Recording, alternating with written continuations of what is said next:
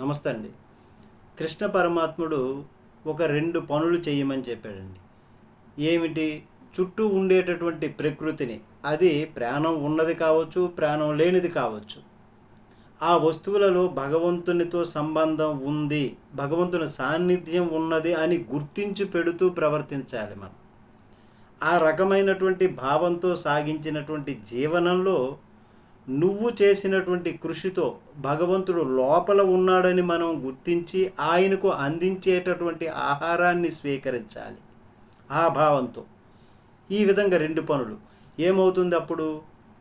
అలా చేస్తే నీ జీవితం బాగుపడుతుంది, సంతృప్తిగా కూడా ఉంటుంది. నీ చుట్టూ ఉన్నటువంటి ప్రకృతి పైన నీకు గౌరవం ఏర్పడుతుంది. దానివలన తీవ్ర పరిణామాలు ఎప్పుడు ఎదురుకావు.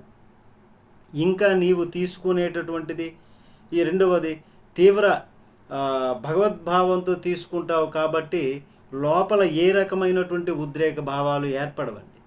ప్రశాంతమైనటువంటి జీవనము, ప్రేమమయ జీవనము సాగుతుంది. ఆ విధంగా మన గుణం కూడా తయారవుతుంది. ఉద్రేక భావాలు ఏర్పడవు. ఎందుకు? భగవంతుని సాన్నిధ్యంతో మనం ఆహారాన్ని స్వీకరించాము, ఆ విధమైనటువంటి ప్రవర్తనతో ఉన్నాము, మెలుగుతున్నాము, ప్రకృతిని కూడా గౌరవిస్తున్నాం. కాబట్టి అట్లాంటి గౌరవంతో ఉన్నటువంటి గుణం మనలో ఏర్పడుతుంది.